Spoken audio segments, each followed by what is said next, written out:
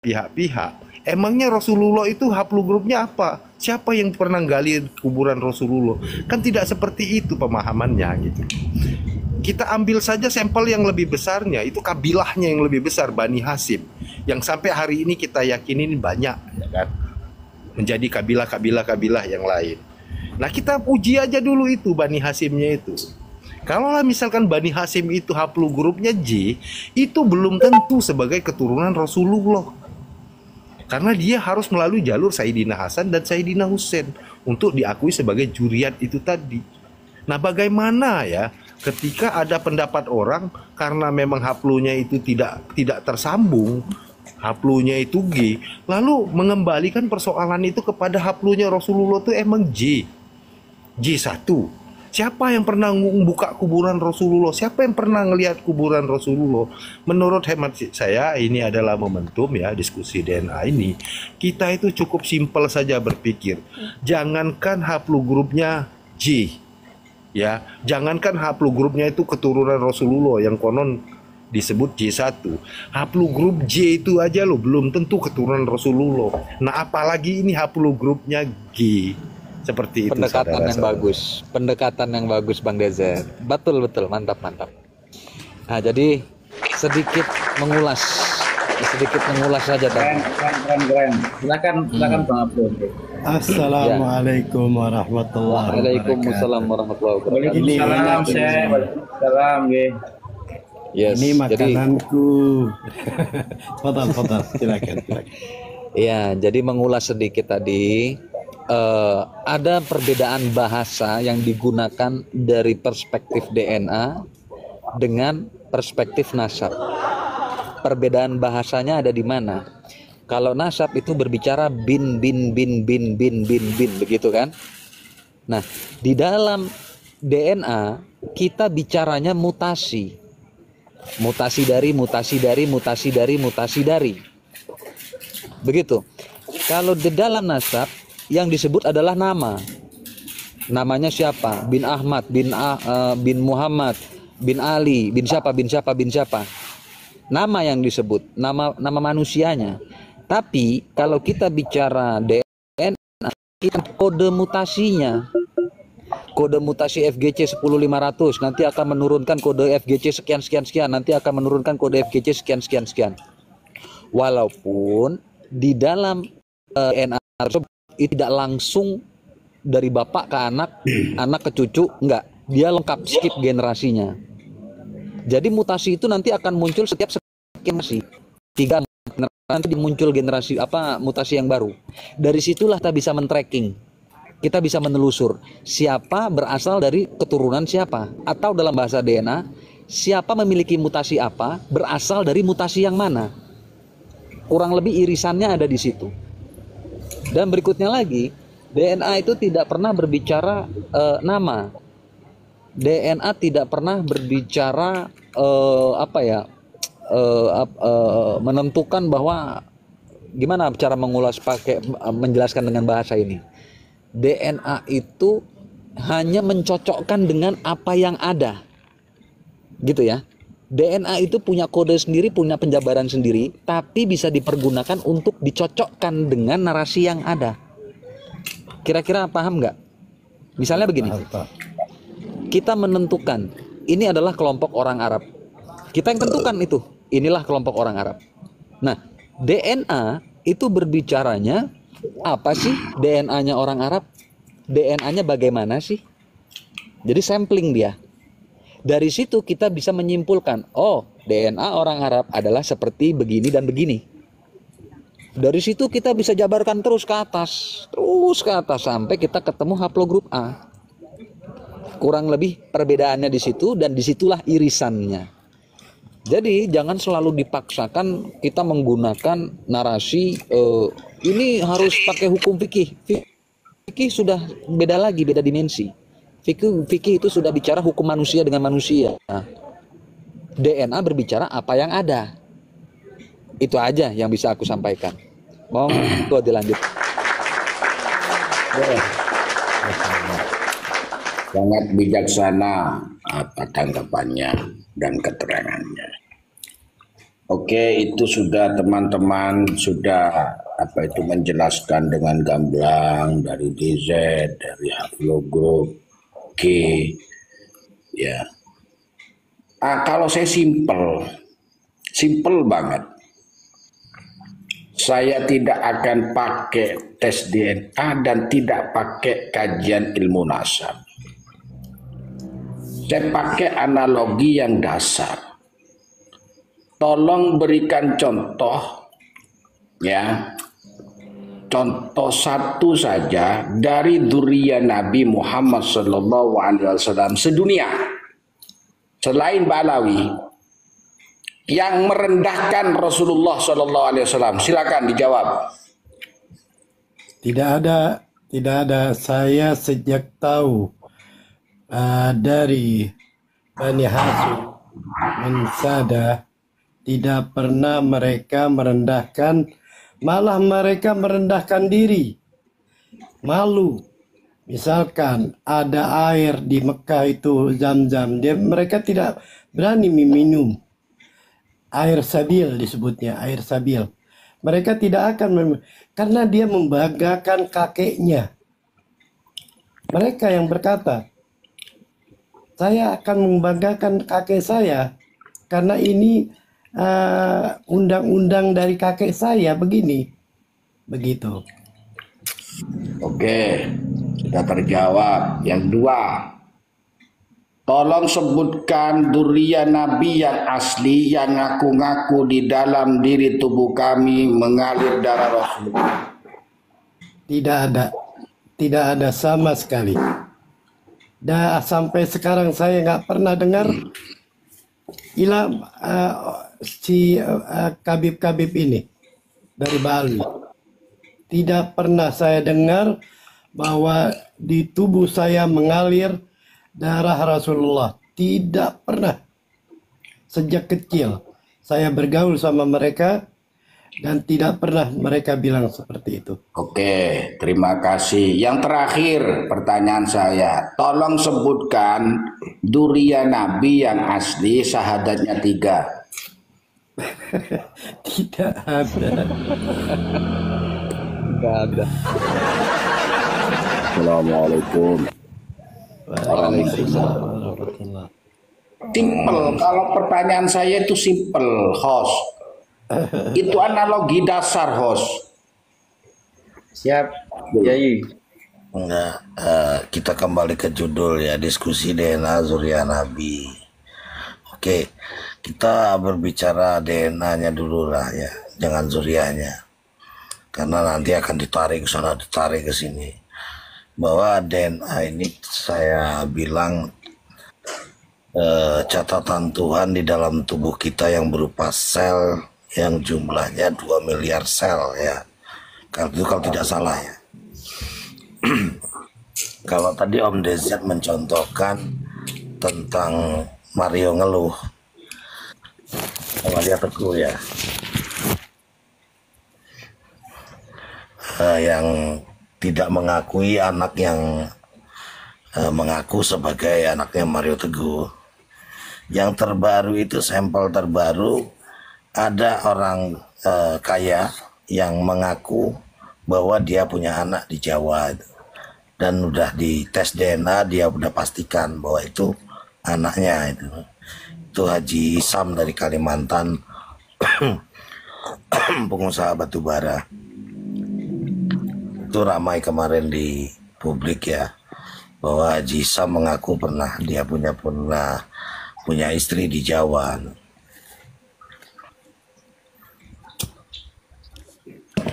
Awalnya kan kalau kita tarik ke masa lalu tentang bagaimana DNA ini didalami ya, bahwa ini sebetulnya memang bukan untuk nasab awalnya. Ini lebih cenderung ke penelitian bagaimana kecenderungan orang tersebut mengidap misalnya sebuah penyakit dan bagaimana mengatasinya itu kan. Ya, yang bagian-bagian kecilnya contohnya imunisasi itu kan bagaimana memasukkan misalnya bakteri ke tubuh orang untuk menjadi antibodi orang tersebut. Itu betul-betul detail ya, sangat detail bagaimana bisa diurai satu persatu ya. Ini kalau kita mau tarik ke ranah keilmuan yang sudah sangat terbukti bahwa bagaimana misalnya mengatasi zaman dulu itu campak misalnya kan, cacar misalnya kan, itu sudah terbukti.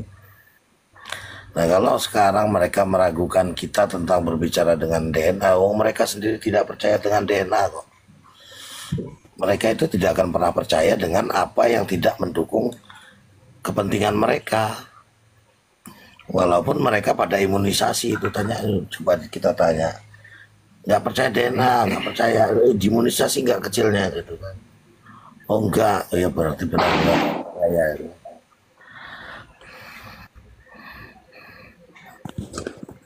Kalau dia masih diimunisasi kecilnya, berarti kan percaya dia dengan keilmuan, dengan sains ini kan.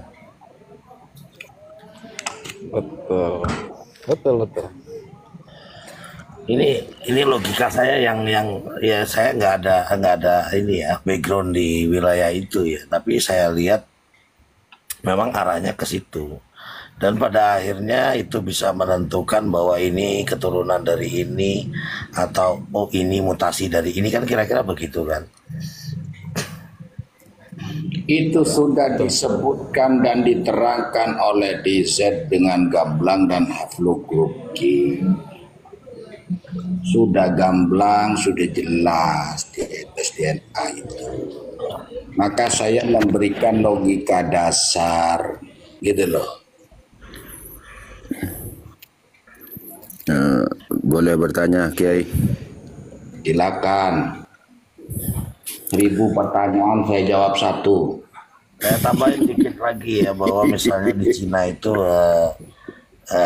ini dari DNA ya, bahwa mereka udah bisa melakukan uji coba misalnya dari babi, itu organnya bisa digunakan untuk manusia, itu dari monyet misalnya kan, itu ya dari situ semua keilmuan itu. Dan itu tidak terbantahkan. Lanjut. Kalau logika saya begini, Kiai, saya yakin yang namanya zuriat itu terjaga menurut saya. Ya. Dan pertanyaan saya begini, apakah mungkin seorang zuriat itu ada yang jadi Syiah, ada yang jadi Wahabi, dan ada yang jadi Kristen? Apakah selain Ba'alawi itu ada seperti itu apa tidak?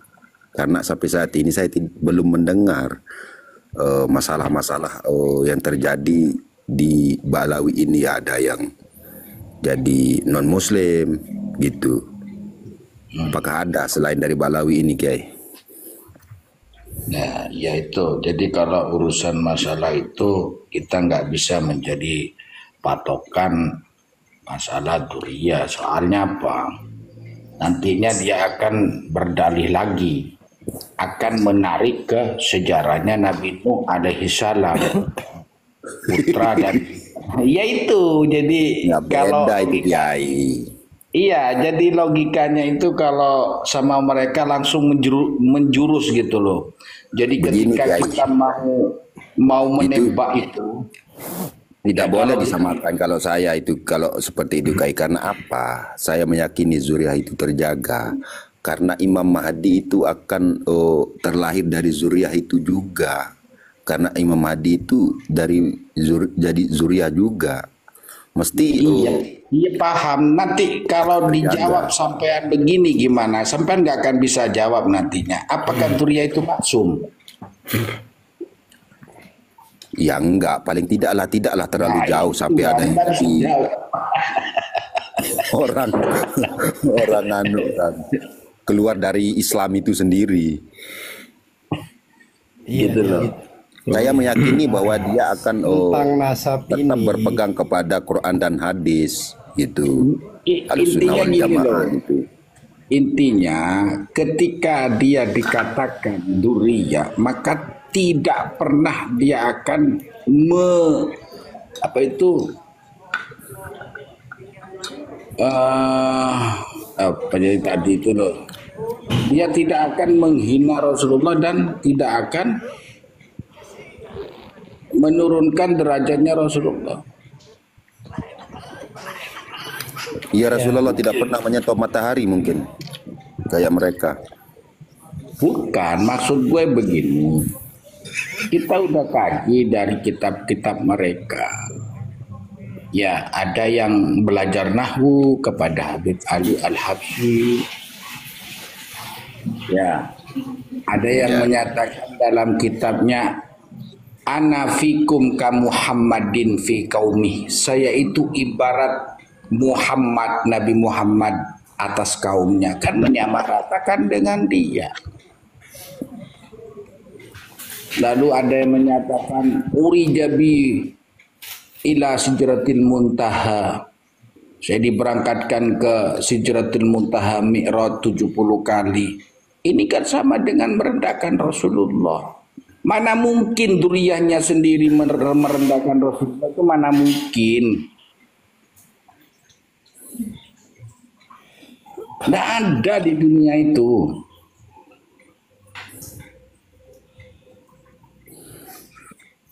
Ada Pak. Ada Pak. Ya, silakan Yang merendahkan Mariani. nabinya sendiri ada Pak. Orang Yahudi namanya Pak. Siap. Itu jawaban cerdas itu. Yang Tapi selalu bukan- menghinakan nabinya orang Yahudi. Ya, tapi bukan Duria. Maksud gue begitu. Loh, orang Yahudi keturunan Daud aja ini kok. Daud itu punya keturunan, menghina Daud sendiri juga bisa dia itu. Duria Rasul. Pahami. Ya Rasul. Oh. Rasulullah Wallahu a'lam itu mah. Sallallahu alaihi wasallam. Kalau saya begini Pak ya, persoalan DNA ini persoalan DNA ini, itu dikembalikan pada asal hukumnya. Jadi persoalan dzurriyyah nasab Nabi itu wilayahnya wilayah syar'i atau wilayah non syar'i, Syar'i. kan gitu. Syar'i, oke. Ya, syar'i. Kalau wilayah syar'i, maka pasti ada referensi banyak. Maka menjadikan ilmu nasab itu menjadi salah satu referensi yang kuat. Ya nggak Pak? Pendukung.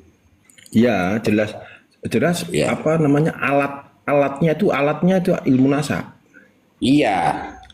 Nah, kemudian Pendukung penetapan nasab. ya salah satu alat lah ya untuk menentukan atau apa itu ilmunya itu. Meskipun banyak.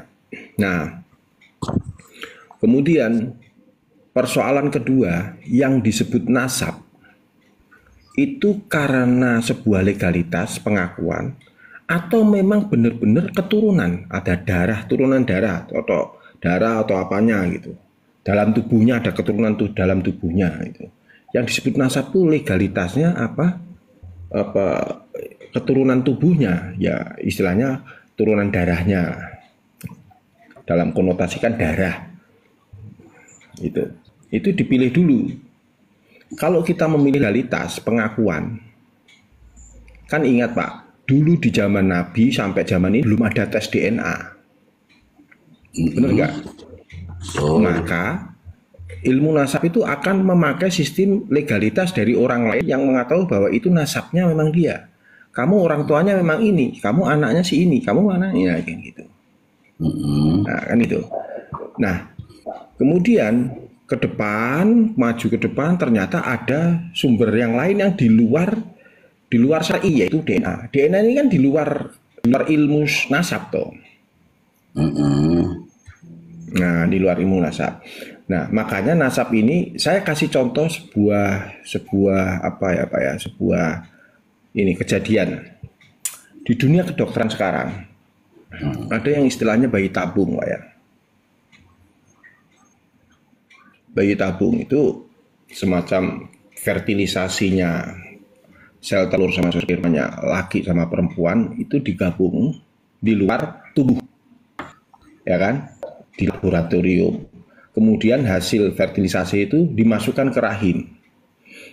Ada dua pilihan, rahim ibunya sendiri, kalau rahimnya bagus, atau rahim orang lain. Nah, kalau rahim orang lain ini menjadi persoalan nasab dan persoalan syar'i. Ketika bayi itu lahir, kalau dites DNA, nggak matching sama ibunya, karena dia tidak dalam sel telurnya. Tetapi kalau diakui secara legalitasnya, masuk nasabnya ini. Secara syar'i yang melahirkan ya ibunya, itu syar'i. Tapi secara DNA, ibunya bapaknya ini. Nah itu. Ini untuk membuktikan bahwa nasab itu sebenarnya legalitas atau memang karena melahirkan. Gini bang. Bentar, saya mau jawab, boleh sedikit.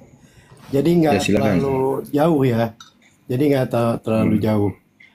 Sebab bayi tabung itu kalau syar'inya dari air mani si suaminya yang sah. Ya. Itu kalau bukan dari air mani suaminya, itu disebutnya tidak syar'i, diharamkan dalam hukum Islam. Maksud saya air maninya suaminya, Pak. Telurnya istrinya. Cuma ketika sudah jadi ditanamkan di rahim. Ulama semuanya sudah mengesahkan itu, tapi telur dari bapaknya, dari suaminya. Asal tapi ini ditanam di perempuan kalau lain, masuk Pak. ke situ, kita terlalu jauh. Situ. Ini bukan gini loh, Pak. Akhirnya berantakan kalau ke situ. Gini, Bang. Hasil fertilisasi ini ditanam di rahim orang lain, loh, Pak. Gini Bang, biar kita nggak membias. Jadi gini Bang, DZ ini sudah menggamblangkan masalah keterangan tes DNA itu. Ya udah istilahnya menurut saya sudah luas gitu. Gini Bang, dalam kajian nasab itu, walaupun haplogrupnya itu J1 atau J, ya itu belum tentu keturunan Rasulullah. Iya, paham. Dikaji dengan kitab dulu dan tarikh. Karena kitab dan tarikh itu tidak bisa dibuang. Kenapa? Karena selalu dicatat dari masa ke masa. Gitu loh Bang. Artinya ketika itu udah haplogrup J1 berarti sudah ada orang Arabnya. Lalu dikaji dengan kaidah ilmu nasab dan tarikh. Anaknya siapa? Nanti ketemu. Gitu loh Bang. Ya, makanya narkoba internasional itu juga memakai kajian ilmu nasab, kaidah nasab itu. Iya. Begini, kalau aku punya pendapat gini, izin ya. DNA tidak berbicara hukum sosial. DNA bicara hukum biologi. Aspek sosial dilepaskan kepada ya aspek sosial. Gitu. Jadi artinya mau dia karena haram, karena dia selingkuh, karena dia berenang kemasukan sperma atau apapun ceritanya, DNA hanya membaca ini asalnya dari mana. Betul. Makanya forensik. Nah, selesai sampai di situ aja. Nah, dasar itulah yang kemudian dipergunakan di dalam ranah sosial, gitu loh. Monggo. Ya, aku mau menegaskan apa yang dikatakan Syarif. Baik. Jadi udah jelas gitu ya. Karena kita ini kan temanya kan membahas zuriyat Rasulullah ya. Sebenarnya sekali lagi saya katakan, kita ini bukan seorang ahli yang harus meneliti embrio-embrio itu gitu loh. Biarlah itu wilayahnya peneliti. Nah, kita ini kan membahas hasil dari penelitian itu. Nah, sekarang Apa yang bisa kita kaji dari hasil penelitian tersebut? Salah satunya tadi, jika kita ingin menerka ya, apakah benar Rasulullah ini J1 misalkan yang selama ini sudah terpublish seperti itu. Maka kita kan melihat keturunannya seperti saya tadi dari Bani Hasyim itu kan ini juga salah satunya saya ada di sini juga bagian daripada zuriat keturunan Bani Hasyim itu. Tadi sudah dilengkapi oleh Syarif Sultan ya, Yai Syarif, bahwasanya ketika kita berbicara tentang haplogrup J, ya itu tidak mesti tidak jadi patokan bahwasanya dia itu zuriat Rasulullah. Maka untuk memastikan bahwasanya dia ini zuriat Rasulullah, maka catatan kaidah nasab itu yang dipakai. Nah, menjadi persoalan ketika misalkan haplogrupnya itu sudah lain daripada J, ya udah nggak nyambung, apalagi yang mau kita gunakan penetapan itu udah nggak sama, itu maksudnya itu Pak. Jadi artinya oke, sekarang saya mau ini Pak, dengan kasus ya, misalnya ada seseorang kelompok ya, dia secara nakobah tidak ditolak sama sekali. Ada catatan tentang nasabnya dari tahun 2 Hijriah sampai sekarang, ada catatannya. Jadi secara catatan itu komplit. Suatu saat ketika dicek DNA-nya, haplogrupnya itu G, bukan J. Anda asumsi ini bagaimana Pak? Bentar. Itu ya. Saya tanya balik. Ini asumsi atau nyata? Bukan, ini asumsi nyata. Atau nyata? Seandainya kayak gitu terjadi, maksudnya bisa gitu. Kalau misalkan seandainya ini bukan agak repot Pak. Bukan bicara andai-andai ya repot. Aku kasih yang nyata. Itu tidak bisa. Sebentar saya. Gini Pak. Kalau kajian nasab itu dalilul qat'i. Kalau fikih dalilul dhonni, nggak bisa dicampur aduk. Perkiraan atau kalau misalnya nggak bisa, gitu loh. Paham ya? Bang Maryani, saya nambah dikit. Benar yang dikatakan oleh Bang Anu tadi, haplog G. Memang untuk mengisbat sebuah nasab itu memang tidak memakai DNA. Tapi untuk tahu dia anak biologisnya siapa, dari mana, itu kan pakai DNA Bang. Karena sudah terbukti soal DNA itu, kita tahu ini anaknya siapa, dari biologisnya siapa gitu. Secara biologis ini. Nah, aku nambahin sedikit. Jadi terkait dengan sebuah kisah yang fiktif tadi, aku sekarang mau menceritakan hal yang nyata, bukan fiktif. Nah, jadi aku ingatkan lagi kawan-kawan. Mungkin berapa kali aku pernah ceritakan di sini, tapi mungkin lupa, tapi aku ingatkan. Rumel Abbas pada waktu tertentu beberapa bulan yang lalu melakukan tes DNA bersama dengan sepupunya yang mereka berdua berpikir sesuai dengan nasab yang mereka miliki, ya artinya mereka punya dasar yang mereka miliki adalah mereka berasal dari canggah yang sama, gitu ya.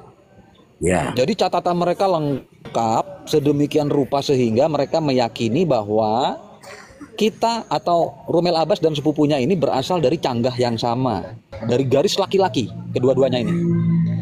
Lalu Rumel Abbas melakukan tes DNA, demikian juga dengan sepupunya. Nah, hasilnya keluar, diketahui bahwa Rumel Abbas berhaplogrup R, sementara sepupunya O. Nah, pada saat itu Rumel Abbas bikin YouTube. Dia bilang, inilah bukti kalau tes DNA itu tidak akurat. Kenapa tidak akurat? Karena kami berdua berasal dari canggah yang sama. Akan tetapi kok hasilnya beda. Itu kata Rumel Abbas. Lalu aku bilang pada saat itu, Mas Rumel, mungkin catatan Anda yang salah. Sebab kemungkinan untuk tes DNA salah itu kecil. Tahu nggak apa yang terjadi kemudian? Keesok keesokan harinya Rumel Abbas bikin klarifikasi. Apa klarifikasinya? Bahwa terjadi kesalahan pencatatan dari sisi sepupunya. Bahwa Canggahnya ini punya anak dua, satu laki-laki, satu perempuan. Yang laki-laki menurunkan Rumel Abbas, yang perempuan menikah dengan penduduk setempat yang berhaplogrup O, lalu menurunkan sepupunya itu. Itu real itu nyata. Itu anak haram salah satu. Oh, jangan bilang begitu Bang, jangan. Pokoknya berarti intinya, kan dari sini kan tahu berarti seandainya ada pencatatan yang komplit apapun